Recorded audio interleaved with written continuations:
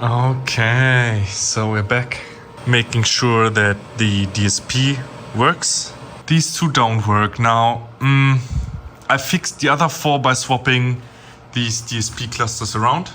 With these two, from this one I took functioning DSP clusters. This one does not register at all. If I put it in and press the LED test on the switch, it does not light up. This is not recognized at all, the main board.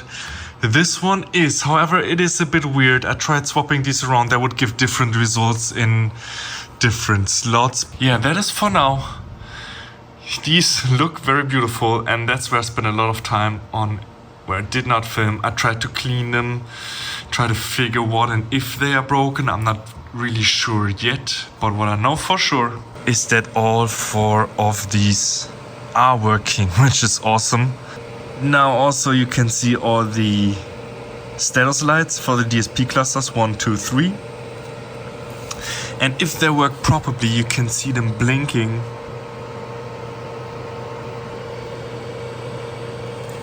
And as you can see here, all of these are working away, which is just awesome. And yeah, I work with that. The DSP clusters are based off Shark DSP, and for all my fellow Universal Audio users, yes, it is the same chips. And for all my users, you know as well that the number of chips you have, if you have quad, octo, determines how much signal processing you can do. And here it's actually the same. If I go to DSP configuration, I tell the system what number of DSP boards I have. Current configuration is 4, and as you can see, this determines the number of inputs, and I can choose a configuration for how the DSP is distributed. Yes, it would be amazing to have all 6. Just look at that, 90 inputs. Would have loved to see it. I'm happy with the 4 for now. I don't know if I will get spares or anything. This is 44. This is 54 input plus 12 tiny. It's okay. It's okay. Let's go. And if I load it just like that, so you can see the process because it looks amazing. So cool. Now, next step would be to get a speaker output and then the phones to work. So let me show you, just because I somehow love it. You press matrix list. On the right, you choose an input channel. Let's say 1, start from the left. Well, actually, because we're lazy, let's do 1920. So we go 19, 20, yeah, 19, we start with 1. DAW1, this is where I'm at with my MADI. Press the easy connect button 2 times. Stereo, and now look at the board. There we have it. The meter is post fader. Nice. Cool. Now, in order to route it to somewhere, let me start the obvious analog way. Well, let's make it stereo, right? We select the channel. Now in the assign, we assign it to main sum 1 and 2. Same with the other, of course, because I don't have it linked yet. Because I don't know how to do it yet, but we get there. Here as well, sum 1 and 2. And now you can see here sum 1 and 2. What is funky though? Look at that. This guy's not on. Yeah, so now I assigned these 2 tracks. 2 main sum 1 and 2. If I check sum 1 and 2, I have signal.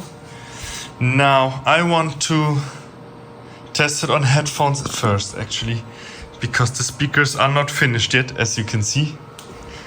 Here you can see the one interface connected is the proprietary line out module. In the configuration it says unit ID number 4. I have it connected. Will receive the phones for both sides. So now for the phones, I want to have some 1 and 2. Now if I go here, you can see, and this is super cool, I have signal on 5, 6, 7 and 8, which are the phones. Now I already connected an output, and I already connected 5 and 6 to Kopfhörer links, Kopfhörer rechts. So headphones left and right. Now, I don't know why there's only 2 ins here. It should be 2 more. But let's see. The headphone amps are installed here, and they give output to the front. Now see, in the front we have the input and also a handy little volume knob here. Let's get some phones. Haha, and I get signal. Which is amazing. These amps are very, very powerful. Like when I have it at half, it's crazy loud. These are 80 ohms. They're probably capable of drawing really, really high impedance headphones, which is quite nice. But the only weird thing is, on this side I only get signal on the right. On this side I only get signal on the left. So let us check that back panel again. So dope. I was able to really listen to these processors. You can see here I did a few things in the effects section, and let me tell you what, I would love the attack to go even slower. Right now the slowest is 20, but at least on the Mix Boss Now 10 was perfectly fine. This limiter is super cool. The equalizer sounds great, very flexible. But if you push this thing, like really clip it, I had a setting where I had it just with a boost, and then it goes so quick, right? You turn the knob and then you have 20 dB boost. Everything's clipping and distorting, but this does not sound like when Ableton clips. This is so juicy and nice. Very interesting. It will be interesting to see on which point of the chain I can clip. This is digital. I don't know if this is floating point. This could be only 24 bits, right? And then I would have multiple points where it would have to be rendered to 24. Yeah, but this is fun. Let me tell you, this is fun. And yeah, now I have 2 goals. The first one would be to set up speakers. And the second one to get the master meter to work. Oh yes. Yes, yes, yes, yes. Yeah, let's do it. Okay, and here we are again installing Windows NT on a spare computer I had with the system. This one was to replace the graphical user interface computer that is in the desk. I don't know why I got it with it, because the computer in the desk works fine. Yeah, but as this has a good mix of hardware, right? So there's no SCSI, the motherboard works nice. With NT, I will set up Windows NT 4 and try to get this working as a replacement for the management server, our trouble child. This one is much quieter, hopefully more reliable. In the end, I still have the goal to transfer this to Windows 10 on Newer, but the ATM fiber network is my problem with it right now, because I'm not getting driver for the PCIe cards that I have. And somehow ATM PCI cards are close to impossible to find within reasonable price range. And even the one that you do find, I'm not sure if they run on your Windows. So yeah, here we go. Let's get this set up. And we're making the system quieter every time. What you say? Let's go. Okay, and here we are with the NT installation. Now I have to follow the steps to set up this computer. Very well documented. It's a blessing to have this. Everything I need to know in here. All the applications, where everything has to go. Very, very nice. I will install everything. And then see how it runs. Exciting. Now I spent all night trying to configure it for the network, and it had some tweaks and unforeseen challenges, but let me show you if I start up the management service now.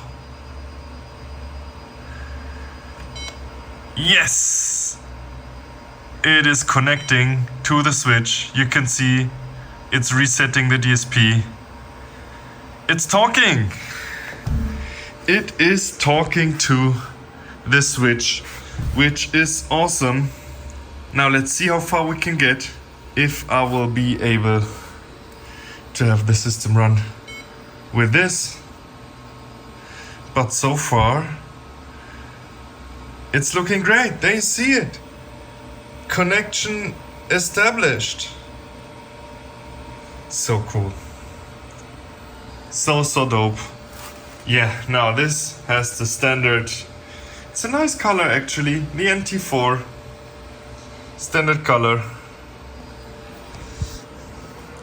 The old management server has the night mode. Oh! Here we are! We're online! That's dope! It works! Nice! Hello and welcome back to the Lawo. I bought some more fans for the system, and to document the changes I will take measurements before and after from the listening position. Now let me be quiet for a second and we see where we are. Okay, so that's about 50 decibels. Now this is the original state. I mean, already with the fans of the DSP changed to newer one, so that was louder. But still, right now I have the old management server running, which is the loudest of the bunch. Now let me turn that off and we measure again. Now that is a massive improvement, 10 decibels less. So we're at 40 decibels now, but still you can hear especially the vents in the real-time PowerPC. There's two, one at the front and one where the power supply is. I want to change these. Also, the new management server has one fan for the CPU that I want to change. It is easy. There's another fan in the power supply which is hard to reach. I hope we'll be good without that. But yeah, let me get going, replace all these fans, and then we measure again.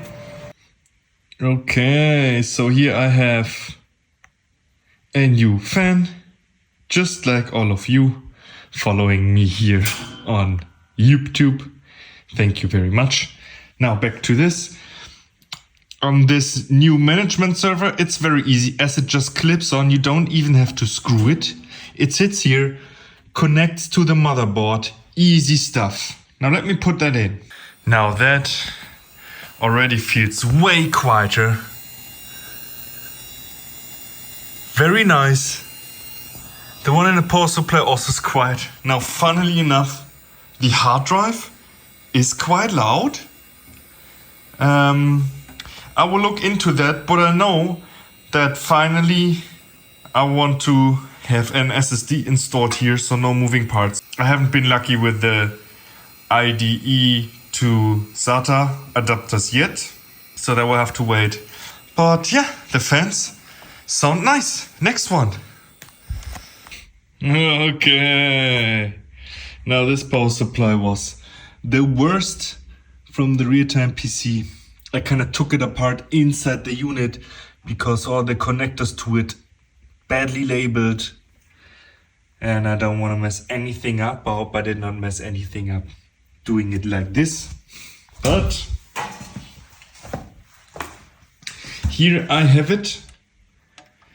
This is where the fan is installed. I know this one is super loud, so I will replace it now, as I figured with the other power supplies here from the computers. It's 2 pins, so once you turn it on, it'll go full speed. I will replace it with this new one. Now, I already figured that the new one is thicker, and I know that inside here there's literally no space. So what I will probably do is mount this from the outside, and that should work because this is just an opening and I can push the air through that as well. Let's see. Okay, we're back for the new fans, not you, the one in the Lawo computers. And yes, it is another day, as well. I'm almost sad I did not film this, but exchanging the fan in the power supply of the Power PC was painful. It took me 2 hours. I didn't want to disconnect it, so I took it apart in here, also in this space, which is frustrating in itself. But this power supply didn't come apart easily, and the way this power supply was fixed to the frame, like when I had it exchanged the fan, it took me 4 attempts to screw it back in, and I always had to unscrew the fan to wiggle another, like, don't get me started. But this one is in and works. The other one I'm preparing. I have to solder it directly to the power lines, as when I turn on this, it just goes full power. That's how this works. So I'm going to solder this and then hopefully have it done. And we can get this back in service and measure how much we improved. Very excited for this. Let's go. Okay, and here we are. Now everything is assembled. Everything is working. I did not break anything. Nice. I loaded a DSP configuration. Now let's see what the meter says now.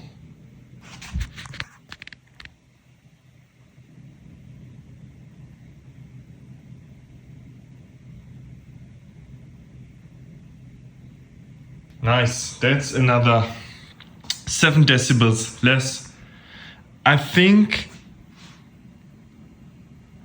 the most obvious noise right now is the one hard drive that I told you about in the new management server that does the searing noise. The fans are quite low in volume, or better said, they have more of a brown noise, so more low frequency content. And actually, I plan to put all of this inside a server. In German you say Serverschrank, you know, where I can close the door.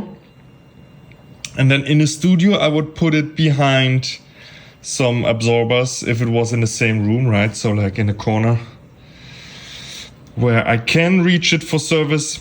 But the thing with this is, I mean, it would be in a server room normally anyway, so I would not need access to it. absolutely no need. So I can store it somewhere in the corner if it's in the same room, right? And then see what some sound isolation does there. But for now, I'm happy. This is not crazy loud no more. And it's still working. Nice.